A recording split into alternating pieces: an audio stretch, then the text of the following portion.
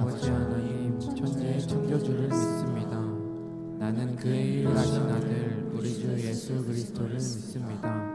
그는 성령으로 잉태되어 동정녀 마리아에게서 나시고 본디오 빌라도에게 고난을 받아 십자가에 못 박혀 죽으시고 장사된 지 사흘 만에 죽은 자 가운데서 다시 살아나셨으며 하늘에 오르시어 전능하신 아버지 하나님 우편에 앉아 계시다가 거기로부터 살아있는 자와 죽은 자를 심판하러 오십니다. 나는 성령을 믿으며 거룩한 공교회와 성도의 교제와 죄를 용서받는 것과 몸의 부활과 영생을 믿습니다. 아멘. 할렐루야. 우리 수련회 지나고 본격적으로 일주일을 지내시고 다시 이 자리에 오셨잖아요. 다들 어떤 삶을 사셨나요? 질문들은 던지셨나요? 매일매일 새로운 신앙생활을 시작하셨나요? 물론 그 답들은 본인들만 간직하는 걸로 하고요, 하나님이랑 같이 우리들이 오늘 찬양할 때는 특별히 그 사랑을 함께 더 찬양하면서 나아갔으면 좋겠는데, 나아가서 우리들이 그 사랑에서 멈추는 것이 아니라 그 사랑 가운데 결단함으로 우리들이 함께 나아갔으면 좋겠습니다. 할렐루야.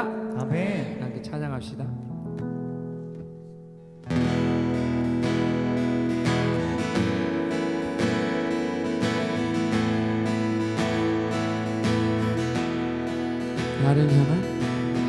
나를 향한 주의 사랑 산과 바다에 넘치니 내 마음 열 때 주님 나에게 참 자유 주셨네. 늘 진리 속에 거하며 나의 손을 높이 들고 언제나 주님의 사랑을 노래하리. 나를 향한 주의 사랑 산과 바다에 넘치니 내 마음 열 때 주님 나에게 참 자유 주셨네. 내 진리 속에 거하며 나의 손을 높이 들고 우리 다시 처음부터 나를 향한 주의 사랑, 나를 향한 주의 사랑 산과 바다에 넘치니 내 마음 열 때 주님 나에게 참 자유 주셨네. 그 진리 속에 거하며 나의 손을 높이 들고 언제나 주님의 사랑, 주의 사랑 노래하리. 주의 사랑 노래하리라. 영원토록 노래하리라. 주의 사랑 노래하리라. 다시 한 번 더 고백하며 나를 향한 주의 사랑, 나를 향한 주의 사랑 산과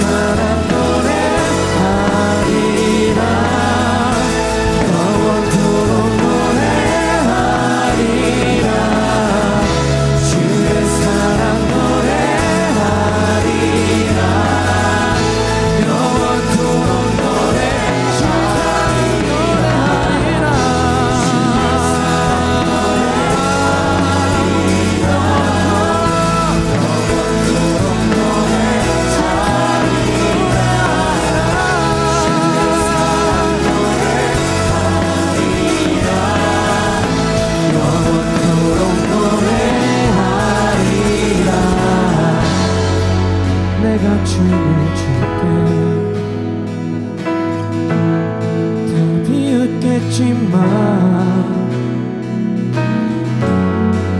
그들도 주와 되며 함께 기뻐 춤을 추게 돼. 아멘.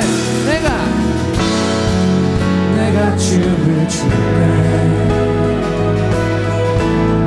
다 비웃겠지만 그들도 주와 되며 함께 기뻐 춤을 추게. 내가 춤을 출게. 내가 춤을 출게. 다 비웃겠지만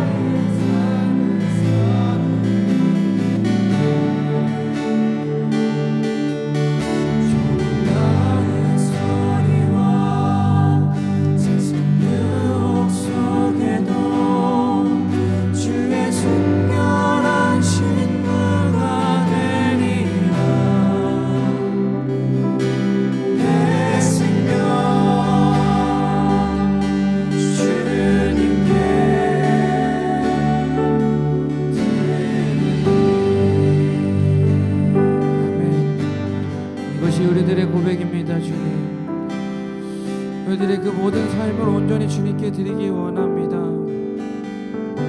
하지만 주님, 우리들의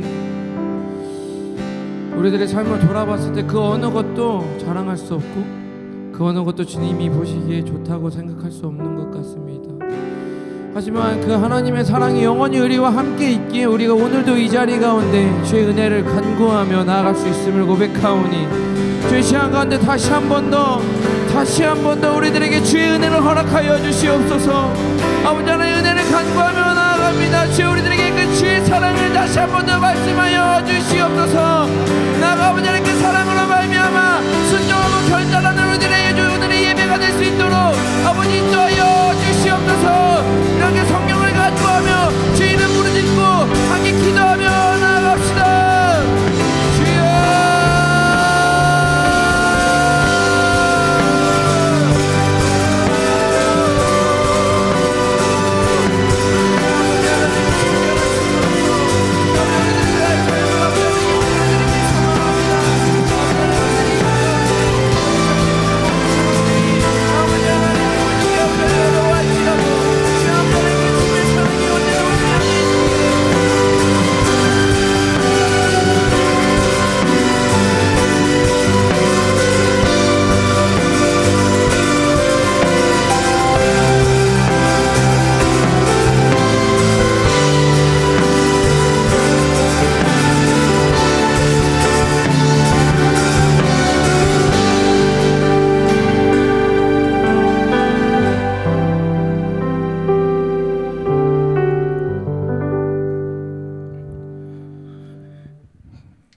기도드리겠습니다.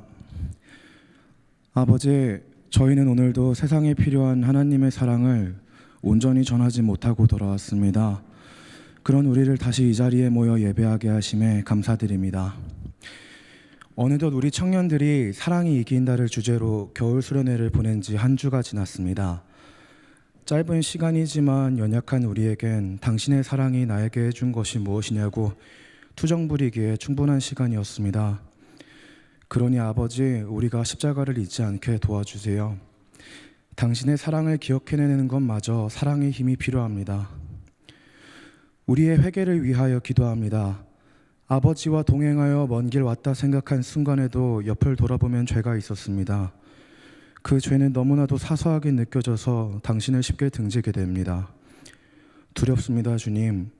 당신에게 돌아갈 수 있을 거라 여기고 가볍게 돌아서는 우리가 이대로 당신에게 돌아가지 못할까 봐 두렵습니다. 주님, 우리를 당신의 사랑 안에 붙잡아 주세요. 회개를 도구로 쓰는 교만한 우리가 아닌 사랑 안에 머무는 삶 되게 해주세요. 공동체를 위해 기도합니다. 세상이 정해둔 사랑이 아닌 하나님의 사랑을 나누는 우리가 되게 해주세요.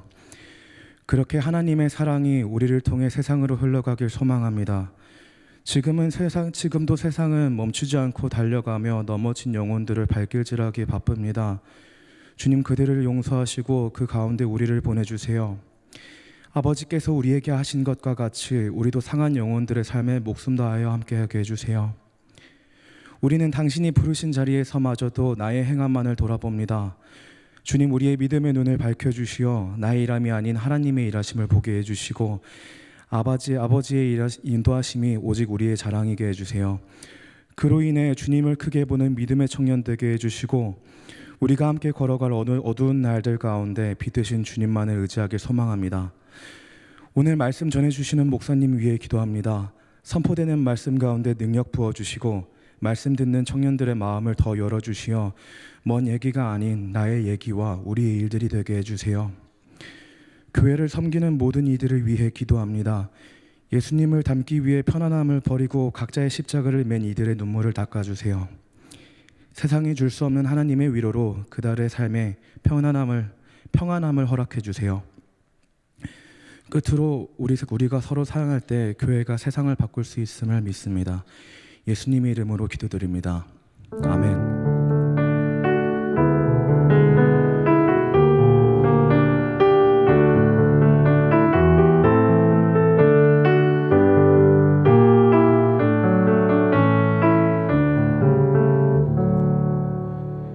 이 시간 가능하신 분들은 자리에서 일어나셔서 하나님께 준비한 예물 드리도록 하겠습니다. 주님께서는 우리에게 이렇게 말씀하셨습니다.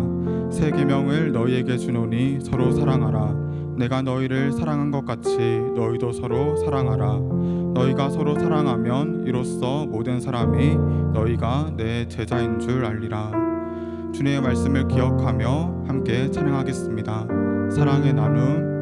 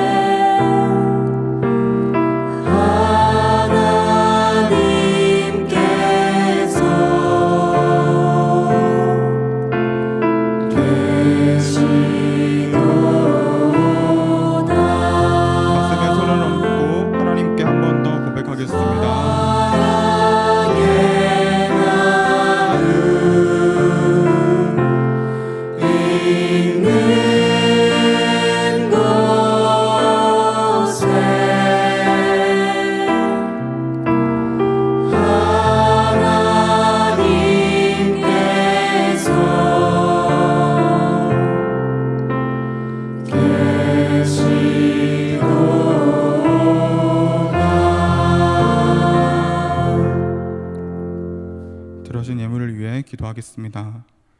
사랑이 많으신 하나님 아버지, 이 시간 주님을 사랑하는 마음으로 그리고 우리의 이웃들을 사랑하는 마음으로 구별된 예물을 드리게 하시니 감사합니다. 우리의 모든 소유가 주님의 것임을 고백합니다.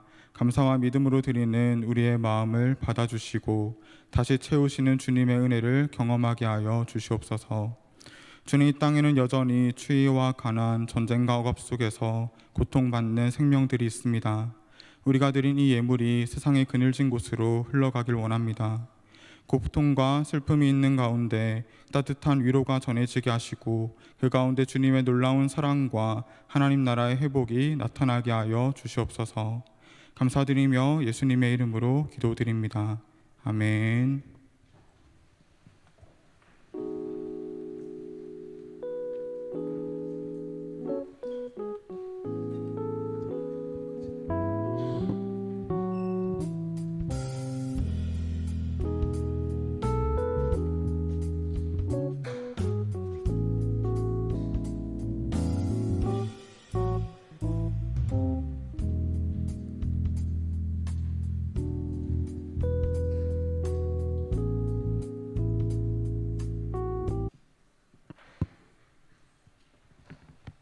예배 자리로 나오신 여러분을 환영하고 축복합니다.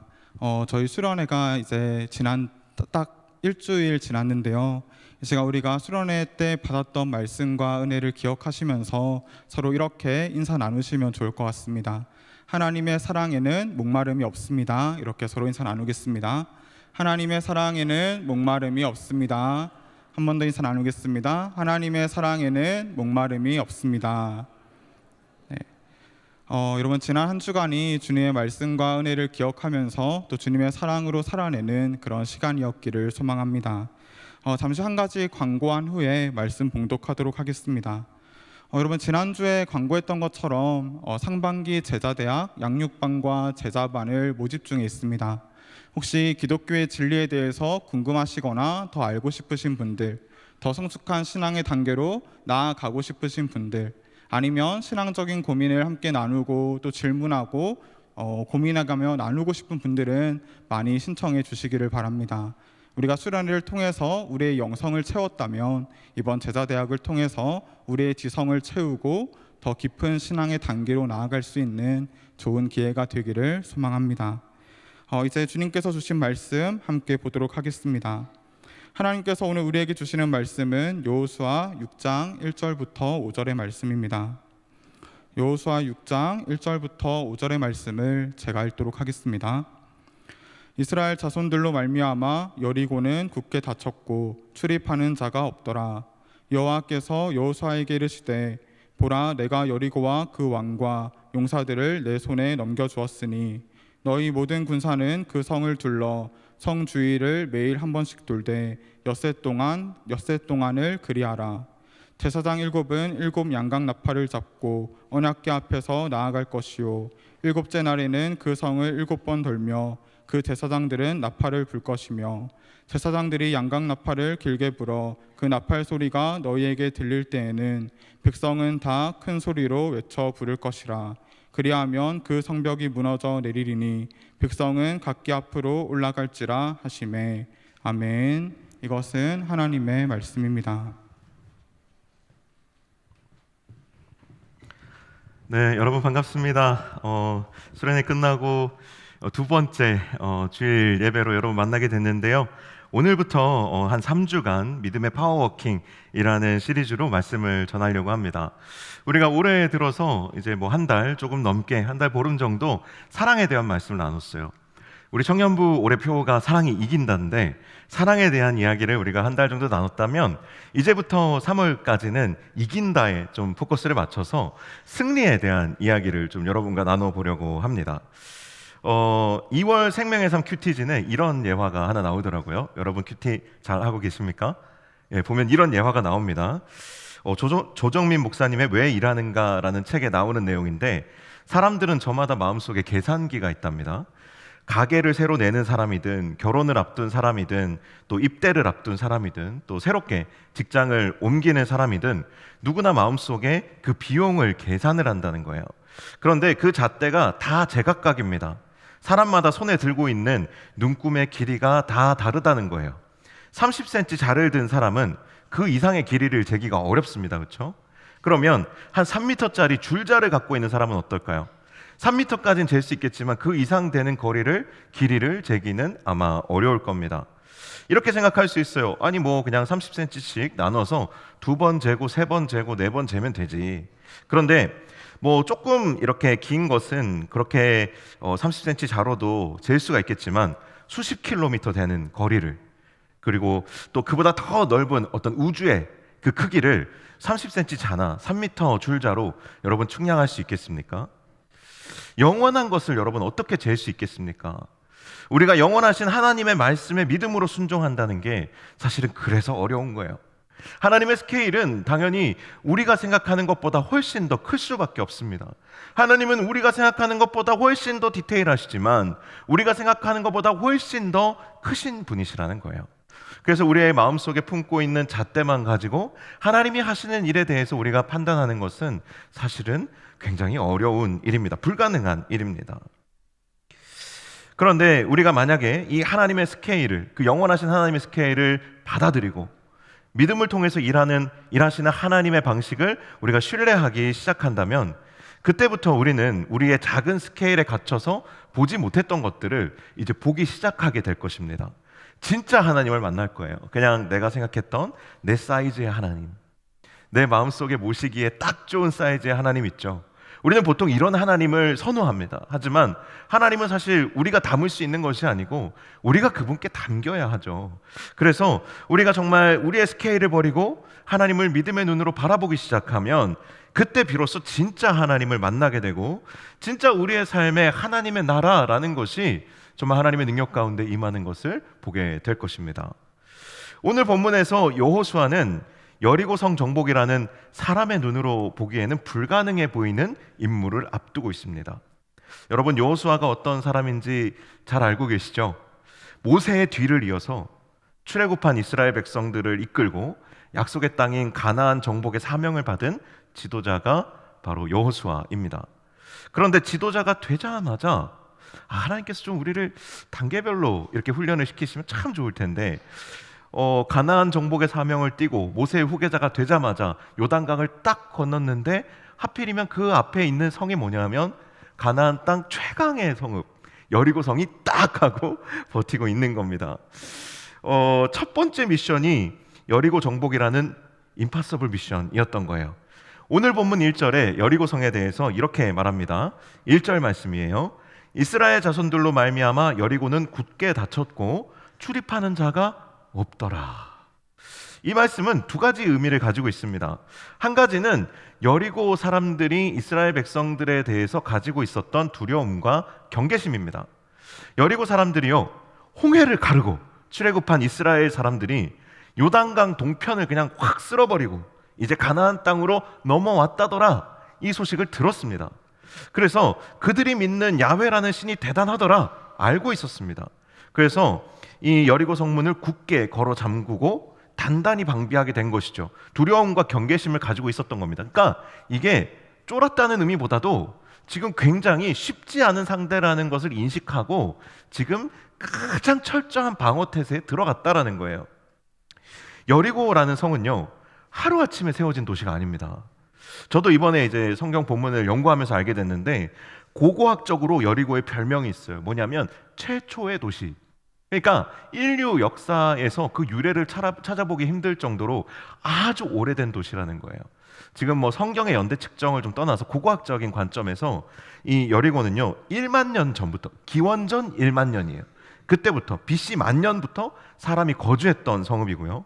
기원전 8,000년부터 이미 그 땅에 성벽이 있었대요. 지금 실감이 별로 안 나시죠? 기원전 8,000년. 그러니까 지금부터 만년 전이라는 얘기예요. 만년 전. 상상이 되세요? 이 성경의 역사는 진짜 상상을 초월하는데, 그런데 이 여호수아가 이스라엘 백성을 이끌고 여리고에 도착한 것이, 자, 8,000년 전부터 지금 성이 있었잖아요. 근데 여호수아가 이스라엘 백성을 이끌고 여리고에 도착한 게 기원전 1500년. 그러니까 이미 성벽이 이 땅에 있은 지 수천 년이 지금 지난 거예요. 그러니까 이 성벽이 어떻겠어요? 지금 수천 년 동안 지금 유지된 여리고라는 강력한 성읍에 지금으로 치면 최첨단 방비 시설을 갖춘 그런 요새 같은 성이라는 거예요. 그런 여리고가 출입문을 굳게 닫고 방비를 시작했다는 것은 누구도 뚫을 수 없는 방어 메커니즘이 지금 발동됐다라는 그런 의미를 가지고 있습니다. 여호수아의 눈에 여리고 성이 어떻게 보였을까요? 여호수아의 눈에 한번 살펴볼까요? 먼저 여리고 성은 지형적으로 공략이 매우 어려운 성입니다. 여리고 성은요, 해발 고도가 마이너스 250m예요. 그러니까 바다보다, 해수면보다 250m 밑에 있어요. 엄청나게 이제 낮은 지형에 있는 도시라는 거예요. 그런데 이게 도시가 낮게 밑에 있으면 정복이 쉬울 것 같지만 그렇지가 않습니다. 우리나라에도 많은 도시가 분지 지형, 그러니까 산으로 둘러싸인 움푹 패인데 도시가 많아요. 여기에 도시가 있는 이유는 뭐 여러 가지 이유가 있지만, 일단 군사적으로만 살펴보면 일단 산으로 방벽이 하나 둘러쳐져 있는 겁니다. 그러면 적군이 올 때 산을 넘어오는 게 아니라 산들 사이에 샛길로 와야 되겠죠?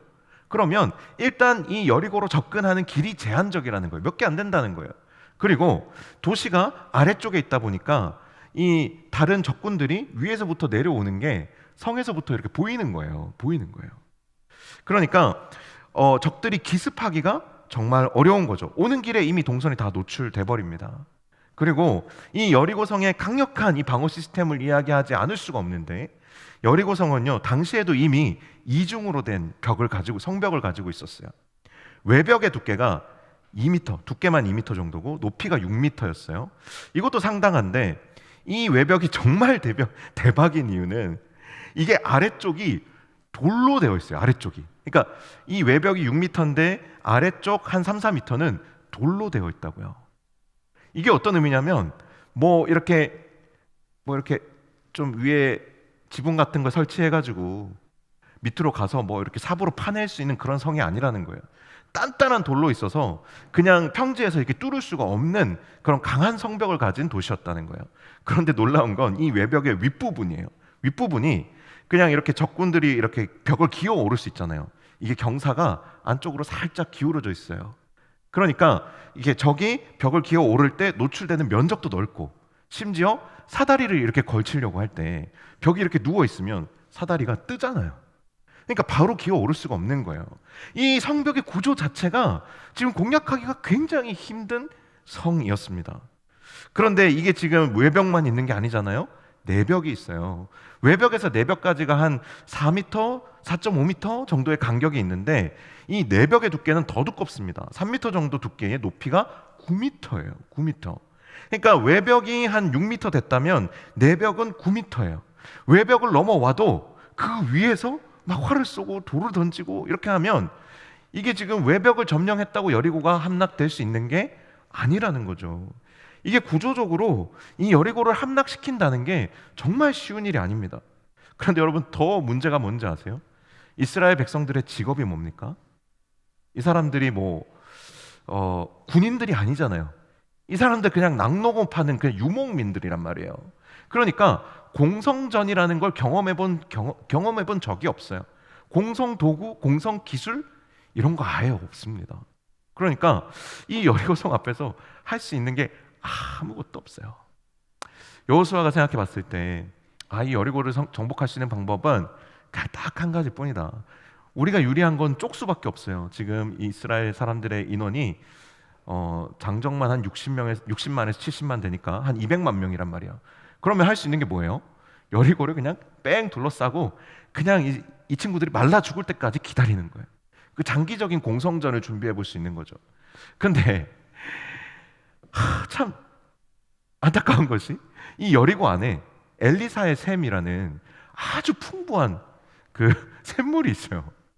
그러니까 이게 지금 밖에서 이 성을 둘러싸고 기다린다고 해서 이 성이 안에서부터 무너지지가 않는 거죠. 그러니까 여리고 성에 정탐꾼을 보내본 여호수아의 입장에서는 이게 지금 아무리 하나님께서 이 여리고를 정복해라라고 말씀하셔도 도저히 방법이 없는 거예요. 잠이 왔을까요? 내가 이제 민족의 지도자가 돼서 이 가나안 땅 정복에 책임을 맡고 있는데 첫 번째 성부터 이게 임파서블 미션이에요. 그런데 이렇게 고민에 빠져 있는 여호수아에게 하나님이 먼저 와서 말을 건네십니다. 그게 오늘 본문이에요. 하나님이 오셔서 말씀하시기를 이렇게 말씀하십니다. 2절 말씀입니다. 여호와께서 여호수아에게 이르시되 보라, 내가 여리고와 그 왕과 용사들을 내 손에 넘겨 주었으니. 이미 하나님께서 여호수아의 손에 여리고와 그 왕과 용사들을 주셨대요.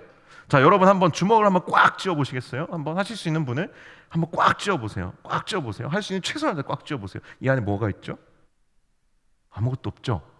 그런데 하나님은 그 손에 지금 여리고의 왕과 여리고의 용사들이 지금 다 있으니까 파이팅, 힘내라고 말씀하고 계시는 거예요.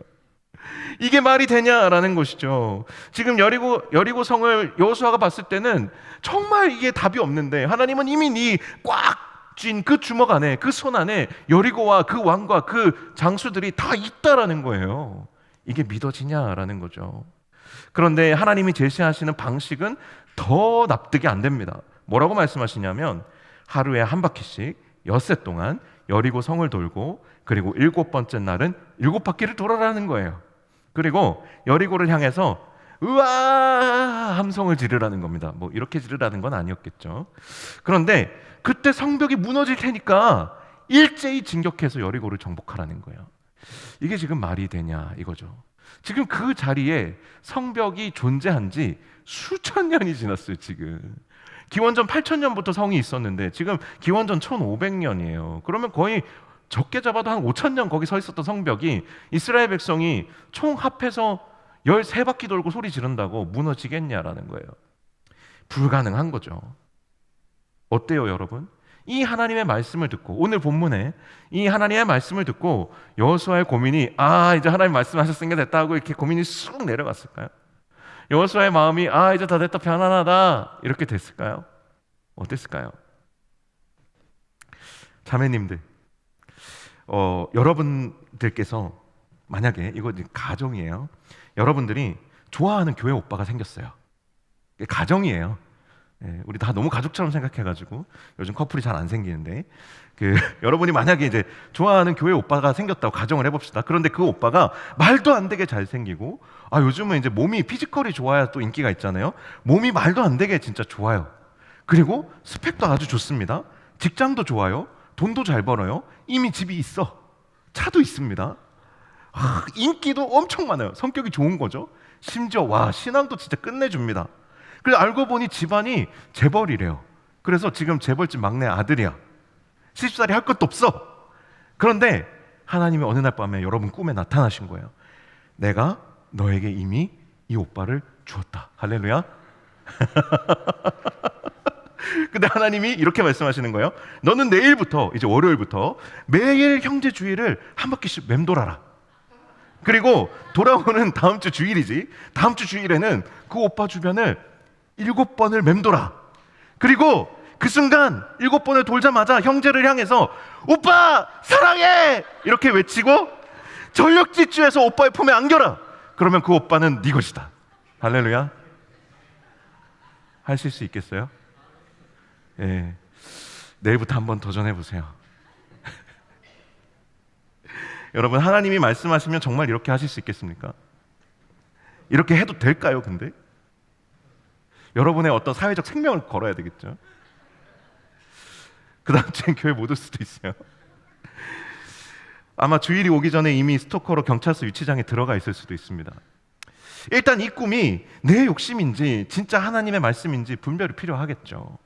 하나님의 말씀이라 하더라도 믿음으로 순종하기가 쉽지 않아요. 그런데 하나님이 가나안 정복을 시작하는 첫 관문인 여리고성을 앞두고 이런 불가능하고 말도 안 되는 말씀을 여호수아에게 주시는 이유가 뭘까요? 이유가 뭘까요? 여러분, 이유는 생각보다 단순합니다. 하나님의 백성인 이스라엘 백성들이 하나님의 나라를 이루어가는 믿음의 원리를 배우도록 하기 위함이에요. 이들이 가나안 땅에 들어가서 해야 할 궁극적인 사명은 만만치가 않습니다. 우상 숭배로 더럽혀진 땅을 하나님이 다스리시는 하나님의 나라로 회복하는 거예요. 그냥 좋은 땅 있으니 너네 가서 살아, 이게 아니고 그 땅에 들어가서 그 땅을 하나님의 나라로 다시 일궈내라는 게 하나님이 가나안 땅을 이들에게 주신 궁극적인 이유고 사명이었어요. 그러기 위해서는 세상의 방식이 아니라 하나님의 방식을 배워야 했죠. 그래서 믿음으로 승리하는 하나님의 방식을 배워야 되는 거예요.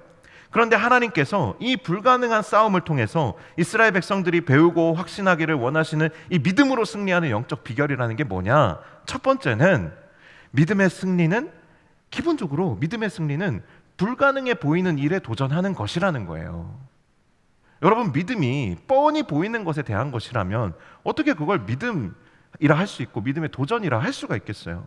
계산해서 될 일이면, 내가 가지고 있는 마음의 잣대로 가늠해 볼 만한 일이라면 왜 믿음이 필요합니까?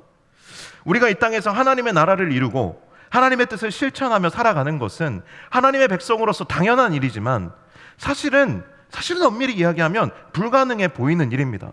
왜냐하면 세상과는 전혀 다른 방식으로 살아가야 하는 것이기 때문이에요.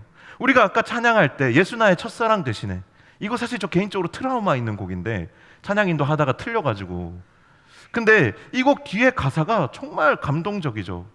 오직 주만 오직 주만 바라보며 나의 삶을 드리네, 다른 길은 찾지 않으리, 오오오오 막 이러면서 가잖아요. 근데 이 찬양이, 여러분 한번 생각해 보세요. 이게 그냥 이렇게 찬양할 때는 은혜롭지만 여러분 진짜 나의 삶을 하나님께 예배로 드린다는 건요, 여러분이 이 세상에서 하나님 때문에 죽도록 두들겨 맞아야 되는 걸 지금 말하는 거예요. 여러분이 상처 안 받고 하나님의 영광을 드러낼 수 있는 길은 세상에 없어요. 없다고. 그냥 예배당에 와서 야 예수 나의 첫사랑 이렇게 한다고 해서 예수 그리스도가 영광을 받으시, 물론 우리의 고백을 하나님 기뻐하시지만 그게 반복되면 여러분 그거 매너리즘 와요. 내가 지금 이렇게 찬양이 무슨 소용있지? 내가 지금 뭐 하는 거지? 내 삶에 아무 능력이 없는데. 그래서 믿음은요, 항상 불가능한 영역에 도전해서 그 땅을 하나님의 다스리시는 하나님의 나라로 만드는 데 달려 있어요. 그러니까 불가능한 일에 도전하는 거라는 거예요. 대표적인 이 하나님의 나라를 이루는 방식이 뭡니까? 사랑이잖아요. 사랑. 세상에는요, 강한 사람, 능력 있는 사람이 군림하는 게 당연해요. 그런데 하나님의 나라에서는 강한 자가 약한 자를 섬기는 것이 당연합니다. 반대라는 거예요. 사랑할 수 있는 사람만 사랑하는 것이 아니라 사랑할 수 없는 사람, 나랑 다르고 나랑 맞지 않는 사람까지도 내가 희생을 감수하면서까지도 사랑하는 것이 하나님의 나라를 사는 하나님의 백성이에요. 그래서 이게 타고난 나의 기질과 성품으로 안 되는 겁니다. 그래서 이게 하나님을 믿고 믿음으로 해야 되는 사랑이에요. 할 수 있어서 하는 사랑이 아니라 하나님 믿고 하나님 때문에 믿음으로 하는 사랑이라는 거예요. 그래서 믿음 없이 사랑할 수 없습니다. 원고에 쓰긴 했는데 좀 과격한 표현이어서 하지 마요. 우리 예배팀에서 해도 돼요? 네, 우리 예배팀 부팀장이 해도 된다고 했으니까 닥치고 사랑해야 돼요. 닥치고 사랑해야 돼요. 그러니까 사랑이라는 것이 내 앞에 딱 던져졌을 때 고민하는 거, 계산하는 거 이미 사랑이 아니에요. 그냥 사랑은 닥치고 하는 거예요. 그래야 할 수 있어요. 눈 딱 감고 그냥 하는 거예요. 그래야 할 수 있어요. 믿음도 사랑도 계산하는 것이 아니라 결국 다 극복하는 거예요. 믿음으로요. 저절로 될 거라는 낭만적인 이야기에 제발 넘어가지 마세요. 그 감성적인 이 요즘 시대에 넘쳐나는 그런 메시지들에 속지 마세요. 그냥 되는 거 아무것도 없어요. 여러분 영적인 세계에 무서운 게 뭔지 아세요? 다 대가가 있어요. 하나님은 우리에게 은혜를 거저 주시기를 원하시지만 하나님은 우리에게 은혜를 거저 주시지만 악한 사단이 우리에게 대가를 요구해요. 그래서 수련회 오려고 하면 그렇게 힘든 거예요. 그래서 선한 일을 하려고 하면 그 방해 때문에 그 대가를 그 통로를 내가 열어야 되니까 하나님 도와주시지만 그 길을 걷는 건 결국 또 나니까 그 대가를 지불해야지만 영적인 하나님의 은혜를 깊이 체험하고 만날 수 있어요. 기도 안 하고 어떻게 성령 충만합니까? 말씀 안 보고 어떻게 하나님을 알아요? 그거 다 불가능한 거예요. 내가 닥치고 기도하고 닥치고 말씀 보고 이거 영상에 나가는 안 될 것 같은데 우리가 생각하지 않고 하는 것들이 필요해요. 그래서 두 번째가 뭐냐면 믿음은 내가 할 수 있는 일을 하는 게 아니라 해야 할 일을 하는 것이다예요. 계산하면 못해요. 내가 할 수 있을까? 그런데 이게 딱 생각해보면 알잖아요.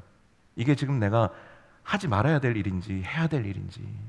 해야 될 일이면 그냥 해야 된다는 거예요. 믿음은요, 내가 할 수 있는지를 따져보는 게 아니라 내가 해야 될 일이면 하는 거예요. 영화 안시성 제가 좋아하는데 이런 대사 있습니다. 너는 이길 수 있을 때만 싸우냐라는 거예요.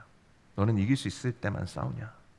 믿음의 승리를 해내는 사람은 대단한 능력을 갖고 있는 사람이 아니라 하나님 말씀하시면 자기가 해야 될 일을 그냥 하는 사람입니다. 하나님이 하실 일까지 자기가 다 하는 사람이 아니고 믿음의 사람은 딱 그냥 하나님이 자기에게 말씀하신 것만 그냥 딱 하는 사람이에요. 그 이상 오버할 필요도 없어요. 훈련 중에 있는 김연아 선수 아시죠? 그 피겨 여왕으로 이제 유명했던, 요즘은 이제 잘 이렇게 TV에 많이 안 나와서 어떻게 지내시는지 잘 모르겠지만 예전에 이제 김연아 선수가 어렸을 때 훈련하는 장면을 보고 이 기자 한 사람이 물었어요. 이렇게 훈련하면 힘들지 않으세요? 훈련하면서 무슨 생각하세요? 김연아 선수가 이렇게 대답해요. 생각은 무슨 생각이야, 그냥 하는 거지. 여러분, 천재가 따로 있는 게 아니에요. 그냥 해야 될 일을 횟수를 더하면서 하다 보면 천재를 뛰어넘게 되는 거죠. 내가 천재가 되는 거예요. 진짜 기적은 어느 날 짠 하고 일어나는 것이 아닙니다. 힘들어도 있어야 할 자리를 떠나지 않고 해야 할 일을 하면서 횟수를 더하는 사람에게 하나님은 믿음으로 승리하는 기적을 베풀어 주세요. 그게 하나님이 일하시는 믿음의 방식입니다. 세 번째는요, 믿음은 나의 승리가 아니라 하나님의 승리를 위한 것이다 입니다. 믿음의 승리는요, 믿음은 나의 승리가 아니라 하나님의 승리를 위한 것이다 예요. 믿음의 승리는 기본적으로 나의 승리가 아니라 하나님의 승리입니다. 여러분이 뭔가 아까 이제 교회의 멋진 오빠 이야기했지만 그게 이제 하나님이 너 가서 오빠한테 대시해 이렇게 말씀하셨다고 해서 우리가 선뜻 이걸 이제 나서서 하기 전에 분별을 해야 되는 이유는 이게 지금 나의 승리를 구하는 건지 하나님의 승리를 구하는 건지 분별이 먼저 돼야 된다는 거예요. 우리가 믿음으로 나아간다라는 것은 나의 승리를 구하는 행위라면 내가 얼마든지 내 욕심 포기하면 되는 거니까 하든 안 하든 내 선택이 됩니다. 하지만 우리가 지금 구하는 것이 나의 승리가 아니라 하나님의 승리라면 이것은 내가 내 의지와 생각으로 내려놓고 붙잡고 할 수 있는 그런 문제가 아니라는 거죠. 이것이 하나님의 승리를 위한 것이기 때문에 승패를 떠나서 내가 순종하며 나아가야 하는 일이 된다라는 거예요. 내가 계획하고 주도해서 내가 성취하는 승리가 아니라 하나님이 계획하고 주도하셔서 하나님이 성취하시는 승리를 배워야 돼요. 우리가 불가능한 일에 도전해야 하는 이유는, 또 우리가 할 수 있는 일이 아니라 해야 할 일을 해야 하는 이유는 우리가 믿음으로 구하는 것이 우리의 승리가 아니라 하나님의 승리이기 때문에 그렇습니다. 여호수아가 구하는 것이 자기의 승리였다면 여호수아는 절대로 여리고를 처음부터 첫 번째로 여리고로 삼지 않았을 겁니다. 어떻게 해서든지 여리고를 우회해서 여리고보다 작은, 또 성경 읽어보면 그 뒤에 아이성이라고 나옵니다. 거기서부터 했을 거예요. 작은 성부터. 그런데 그렇게 해서 이제 아이성부터 시작해서 경험도 쌓고 힘도 길러가지고 공성전 경험 쌓이면 훨씬 수월할 거 아니에요. 그런데 여호수아는 그렇게 하지 않았어요. 왜요? 이 승리의 주역이 여호수아 자신이 아니라 하나님이셔야 했기 때문이에요. 여러분, 여호수아가 왜 안 망설였겠습니까? 여호수아가 왜 주저하지 않았겠어요? 여호수아도 주저했을 겁니다. 많이 고민했을 거예요. 하지 말까? 와, 이거 어떻게 뚫지? 이거 절대 안 될 것 같은데? 이거 아니야. 이거 진짜 아니야. 내가 이걸 어떻게 해? 다시 요단 동편으로, 이미 정복해둔 땅 있잖아요. 다시 요단 동편으로 돌아가야 되나? 이거 쪽팔리는데 그럼 사람들한테 뭐라고 얘기하지? 그랬을 거 아니에요. 여호수아도 그런 고민이 많이 있었을 겁니다. 사랑하는 여러분, 우리도 여호수아처럼 여리고성 같은 장애물 앞에 설 때가 많이 있습니다. 우리 인생을 가로막고 있는 여러 가지 문제들 중에서도 여리고성은 우리의 믿음을 무력화시키는 압도적인 장애물을 의미해요. 이 문제 앞에만 서면, 그러니까 우리의 인생에 여러 가지 어려운 과업들이 많이 있는데, 지금 이 여리고성이라는 거는 상징적으로 뭘 의미하냐면 우리의 믿음을 마비시키고 우리의 믿음을 무력화시키는 압도적인 장애물을 지금 말하는 거예요. 이거는요, 그냥 우리의 인생의 어떤 취업의 문제일 수도 있지만 그 취업의 문제가 꼭 믿음의 문제랑 연결 안 될 수도 있잖아요. 그죠? 여러 가지 우리의 인생 과업 있죠. 뭐 결혼이든 뭐 돈을 버는 것이든 뭐 다 있을 거 아니에요. 뭐 시험 합격이든. 그런데 이게 뭐 떨어져도 괜찮고 믿음에 큰 타격이 없을 수도 있어요. 근데 지금 이 여리고성이 의미하는 건 그냥 우리의 인생에 정복해야 될, 성취해야 될 어떤 목표, 단순히 그런 목표가 아니고 우리의 믿음을 무력화시킬 정도로 압도적인 장애물을 지금 말하는 거라고요. 우리의 믿음을 무로 돌려버리는 그런 장애물을 지금 말하고 있는 거예요. 이런 문제들에 도전하는 것은 어려운 일입니다. 실수도 할 거고요, 실패도 할 겁니다. 그런데 괜찮아요. 왠지 아세요? 포기하지 않고 끝까지 싸워야 할 이유가 있어요. 왠지 아세요? 그것은 이 믿음의 싸움이라는 것은 단순히 목표를 성취하기 위한, 승리를 위한 싸움이 아니라 하나님의 백성이라는 명예를 지키는 싸움이기도 하기 때문이에요. 그렇기 때문에 내가 지더라도 내가 하나님의 백성이기 때문에 나는 사랑하다가 이 사랑이 뭔가 열매를 맺지 못해도 나는 사랑하다가 죽을 거야. 이런 의미라는 거예요. 포기하지 않고 도전을 이어가면 내가 하나님 편에서 싸웠다는 명예를 얻는 거예요. 명예를 지키기 위한 싸움이기도 하다라는 거예요. 그리고 우리가 계속 이렇게 하나님 편에서 싸우면 때로는 지더라도, 내가 엎어져 있더라도 하나님은 반드시 승리하시잖아요. 하나님은 반드시 승리하시는데 우리가 결국에는 그 하나님의 승리 안에서 우리도 그 승리를 함께 맛보게 되는 날이 반드시 온다라는 거예요. 개인적인 믿음의 승리도 중요하지만 또 우리 공동체가 오래 꿈꾸고 있는 사랑의 승리도 마찬가지입니다. 사랑이 이긴다. 사랑의 승리도 마찬가지예요. 불가능해 보이지만 도전하고, 할 수 있어서가 아니라 해야 할 일을 하면서 나의 승리가 아니라 하나님의 승리를 구하면 이 사랑이 얼마나 강력한 영적인 무기인지를 저는 장담합니다. 우리가 보게 될 것입니다. 반주 좀 해주시겠어요? 미국이었던 것 같아요. 제가 이제 언젠가 한번 봤던 이제 영상이었는데 한 복음 전도자가 버스 안에서 복음을 전하고 있었어요. 그런데 그 순간 한 젊은 청년이 날카로운 목소리로 소리를 지릅니다. 시끄러워, 조용히 해, 거기 조용히 좀 하라고. 그런데 전도자는 여전히 온유한 미소로 복음을 전하려고 했어요. 그러자 그 청년이 더 격앙된 목소리로 외칩니다. 조용히 해, 내가 조용히 하라고 했잖아 하면서 갑자기 전도자의 뺨을 세게 때렸어요. 버스 안에 순간 정적이 휩싸였습니다. 전도자는 충격에 잠시 멈칫했지만 이내 다시 청년을 바라봤어요. 그리고 반대쪽 뺨을 내밀면서 이렇게 말합니다. 괜찮아요. 하나님이 당신을 사랑하십니다. 당신이 이쪽 뺨을 축복해 주었으니 이제 이쪽 뺨도 축복해 주세요. 그 순간 청년의 얼굴이 굳어지기 시작했어요. 그는 손을 떨면서 주먹을 꽉 쥐었지만 다시 그 전도자의 반대편 뺨을 때리지는 못했습니다. 오히려 그의 눈가가 붉어지기 시작했어요. 저는 하나님을 믿지 않습니다. 그런데 전도자가 조용히 미소 지으면서 대답했습니다. 괜찮아요. 하나님은 당신을 믿습니다. 하나님은 당신이 좋은 사람이라는 걸 알고 계세요. 그러자 청년의 눈가에서 눈물이 흐르기 시작해요. 제 할아버지가 저를 키워주신 분이 방금 돌아가셨어요. 저는 제 인생에서 너무 큰 걸 지금 잃었습니다. 그는 울음을 참으려고 애썼지만 눈물이 멈추지가 않았어요. 전도자가 부드럽게 그의 어깨를 감싸면서 말합니다. 나도 사랑하는 사람을 잃어본 적이 있습니다. 우리 모두는 소중한 사람을 잃으면서 살아갑니다. 하지만 하나님은 우리를 결코 잃지 않으세요. 당신이 어떤 아픔 속에 있든 하나님은 당신을 떠나지 않으십니다. 청년이 고개를 숙이며 손으로 얼굴을 감쌌습니다. 미안합니다. 내가 왜 그랬는지 모르겠어요. 전도자가 그의 손을 조용히 붙잡고 말해요. 괜찮아요. 미안해하지 마세요. 괜찮습니다. 미안해하지 마세요. 하나님은 이미 당신을 용서하셨습니다. 주님은 당신과 함께 하십니다. 그리고 당신을 사랑하세요. 전도자가 다시 주변 사람들에게 말해요. 와서 같이 기도해 주시겠어요? 와서 이 청년을 위해서 같이 기도해 주시겠어요?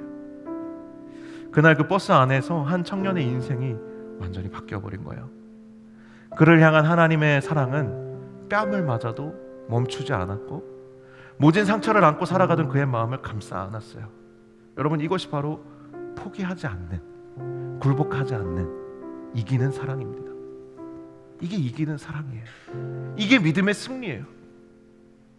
절대로 바뀔 것 같지 않은 포악해 보이는 저 사람을 여리고성 같은 내 믿음을 좌절시키고 내 선한 열심을 굴복시키는 그 상황 앞에서 굴복하지 않게 만들어주는 이 믿음의 힘이고 사랑의 승리예요.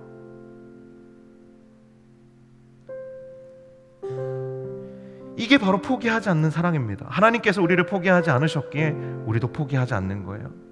누군가 상처받고 분노에 차있을 때 우리는 그를 정죄하는 대신 하나님의 사랑으로 감싸 안아야 하는 것이죠. 믿음으로 하는 이런 사랑이 여리고성처럼 견고한 사람의 마음도 무너뜨리는 거예요. 이런 믿음의 승리, 사랑의 승리를 통해서 여러분, 기적이 일상이 되고 일상이 기적이 되는 거예요. 여러분 한번 상상해 보세요. 기적이 일상이 되고 일상이 기적이 되는 거예요. 믿음으로 하는 사랑을 통해서요. 포기하지 않는, 굴복하지 않는 사랑의 승리를 통해서요. 이렇게 기적을 일상으로 만들고 일상이 기적이 되게 하는 저와 여러분 그리고 우리 승리 공동체가 되기를 주님의 이름으로 간절히 축원합니다. 예, 기도하겠습니다. 사랑이 참 많으신 하나님 아버지, 감사합니다. 오늘 이 여리고성 앞에서 고뇌하며 하나님의 말씀 앞에서 고민하는 여호수아의 모습이 곧 우리의 모습임을 고백합니다. 하나님, 청년의 시기에 지금 우리의 때에 좀 하나님께서 주시는 이 믿음의 시련 앞에서 하나님, 우리가 준비되지 않았다라고만, 하나님 나에게 왜 이런 시련을 주시겠냐고만 원망하고 불평하는 것이 아니라 정말 이 시련 앞에 우리에게 주시는 믿음의 성장의 기회를, 믿음의 도약의 기회를 우리가 놓치지 않게 하여 주시옵소서. 일상이 기적이 되고 기적이 일상이 되는 사랑의 승리를, 또 믿음의 승리를 우리가 배우고 맛볼 수 있도록 도와주시옵소서. 예수님의 이름으로 기도하옵나이다. 아멘. 우리 같이 함께 찬양하겠습니다.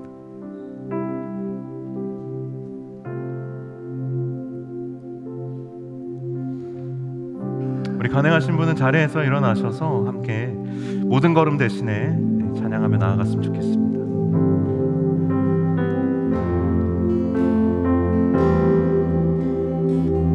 주님 내 길 아시니 주님 내 길 아시네 흔들린 그 길에도 함께해 주님 내 길 아시네 멈춰진 나의 삶에도 멈춰진 나의 삶에도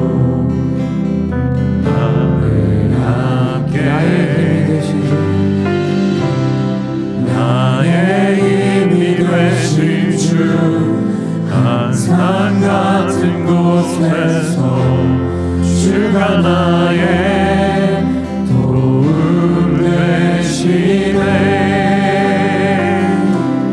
나의 힘이 되신 주 변함없으신 계획 주가 나의 모든 걸음 되시네 아멘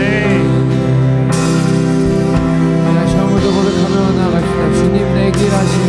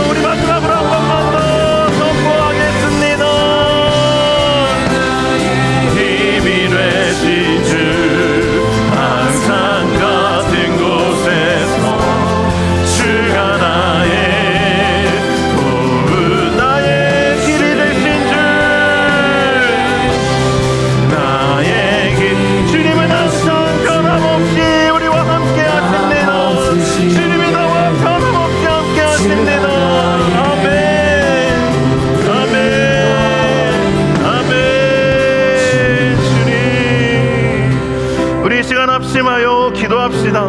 하나님, 우리 앞에 있는 싸움이 불가능해 보일지라도, 하나님, 실패가 예정되어 있는 일이라 할지라도, 그것이 우리가 걸어야 할 길이라면, 그것이 우리가 그저 해야 할 일이라면, 하나님, 정말 내가 살기 위해서보다 나의 명예를 지키기 위해서 정말 하나님의 자녀로서, 하나님의 백성으로서 부끄럽지 않기 위한 선택을 할 수 있도록 하나님 도와주시옵소서. 지금은 내가 넘어지고 실패하더라도 오늘 한 번 더 횟수를 더하고 내일 한 번 더 횟수를 더할 때 정말 하나님 주님의 승리를 함께 맛볼 수 있을 때까지, 그 기적이 나의 삶의 일상으로 다가올 때까지 포기하지 않고 믿음의 걸음을 걸어갈 수 있도록, 그래서 사랑의 승리를 나의 삶 가운데 우리의 공동체 안에서 맛볼 수 있도록 하나님 도와주시옵소서. 인도하여 주시옵소서. 항상 변함없이 함께하여 주시옵소서. 우리 주여 한번 부르짖고 합심하여 기도합니다. 주여,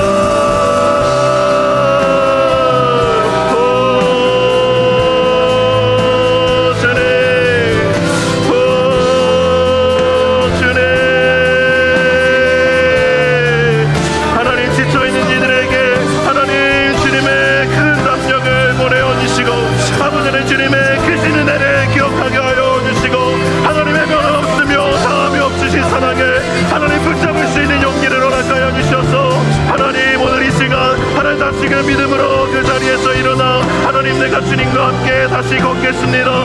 내가 다시 주님과 함께 하나님 이 길을 가겠습니다. 내 앞에 여리고가 있든 내 앞에 요단강이 있든 홍해가 있든 무엇이 있든지 간에 하나님 주님이 가라 명하시면 그냥 그 길을 걸을 수 있는 아버지 하나님 믿음을 우리에게 부어 주시옵소서. 하나님, 우리가 세상에 할 수 있는 일들만 한다면 하나님 우리의 믿음이 무슨 소용이 있습니까?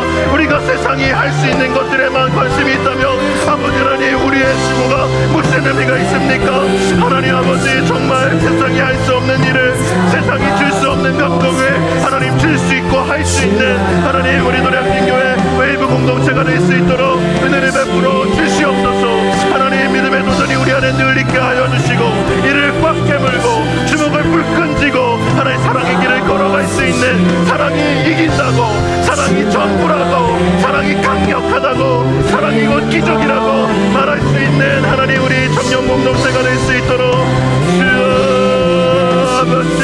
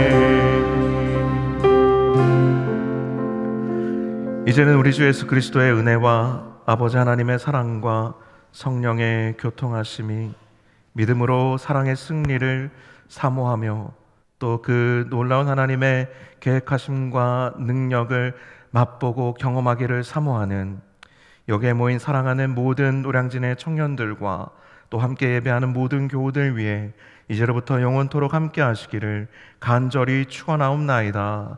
아멘.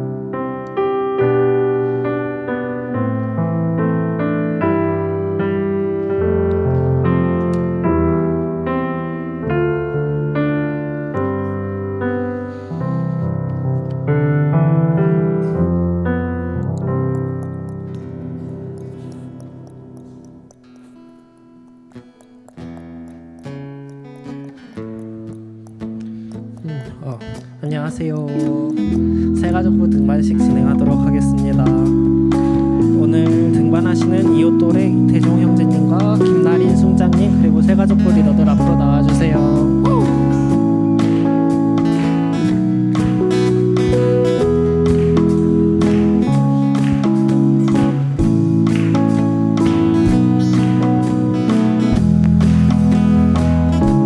우리 함께 원, 투, 원, 투, 쓰리. 오늘은 어떤 분들이 우리 가족이 됐을까? 누구들 아름답게 들고 두 손을 하고 함께 축복하며 우리 내치지 않아요. 조금 어색할 수 있지만 언제나 우리 모두 당신을 축복할게요. 곳에서 가장 빛날 당신을 축복해요. 곳에서 가장 사랑스러운 당신을 사랑해요. 우리 내치지 않아요. 조금 어색할 수 있지만 언제나 우리 모두 당신을 축복할게요.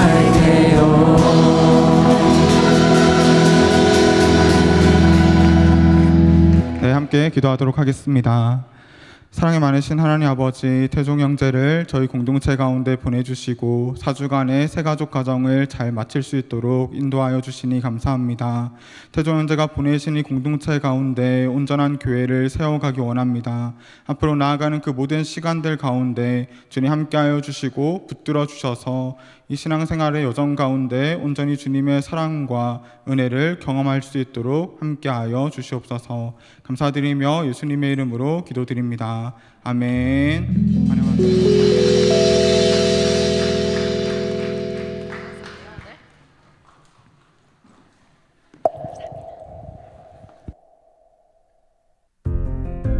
안녕하세요. 저는 북한에서 온 영옥이에요.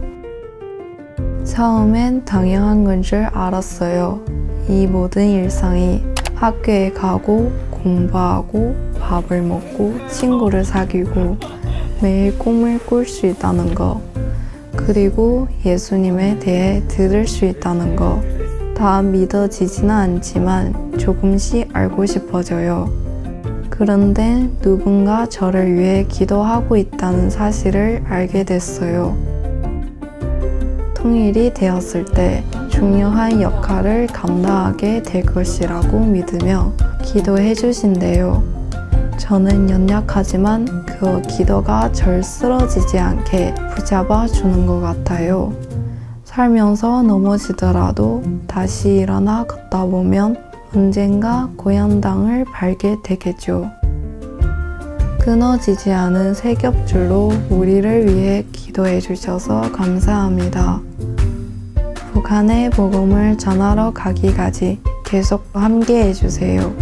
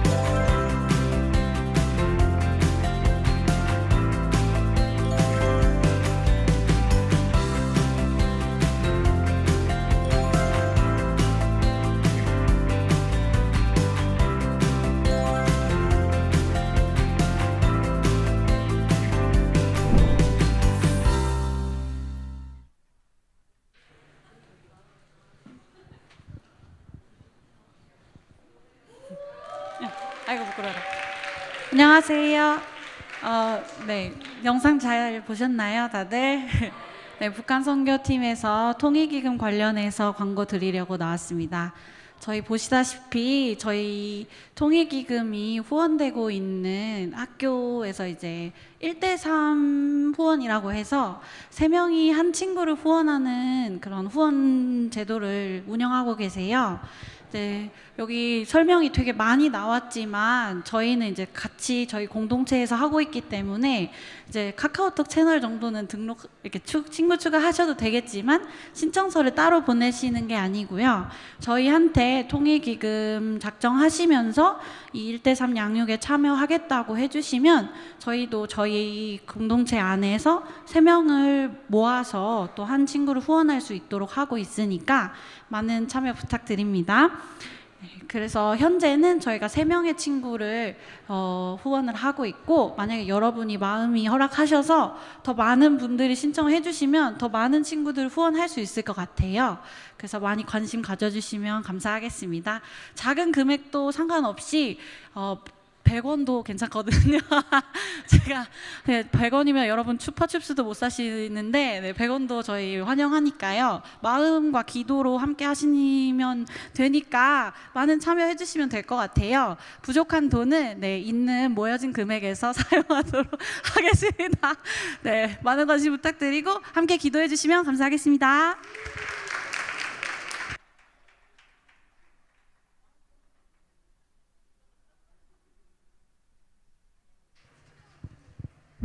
네, 안녕하세요. 미세먼지가 많은데 어떻게 마스크들은 다 잘 쓰고 오지 않으셨네요. 네, 마스크 좀 쓰고 다니시면 좋을 것 같고요. 저희 오늘 리더 모임 진행됩니다. 그래서 사랑방이 없습니다. 이 점 참고하시면 좋겠습니다. 그래서 리더 모임 같은 경우에 저희가 원래는 고등부실에서 진행을 하는 걸로 예정이 되어 있었는데 장소가 여의치 않아서 3층 초등부실로 바뀌었으니까 그 리더 톡방에 공지 드렸거든요. 참고해서 시간 맞춰서 초등부실로 와주시면 되겠고요. 청년부 방송팀 팀원을 계속 모집하고 있답니다. 그래서 2월 9일부터 2월 22일까지, 그래서 이번 주까지니까 많은 관심 부탁드리고요. 한 가지만 더 추가로 공지드리면은 저희 결혼이나 입대 그리고 유학 등의 계획이 있으시면은 저희 임원단한테 미리 알려주시면, 조세호가 그 결혼식 못 가서 억울했던 것처럼 제가 조세호 닮았다고 안 알려주지 마시고요. 저희가 알아야 축하나 이런 걸 해드리니까 미리 알려주시면 더 축하 그리고 또 파송 잘 해드릴 테니까요. 미리 알려주시면 감사하겠습니다. 오늘은 구호 없이 한번 헤어져 볼까 합니다. 네, 한 주 잘 보내시고요. 다음 주에 뵙겠습니다.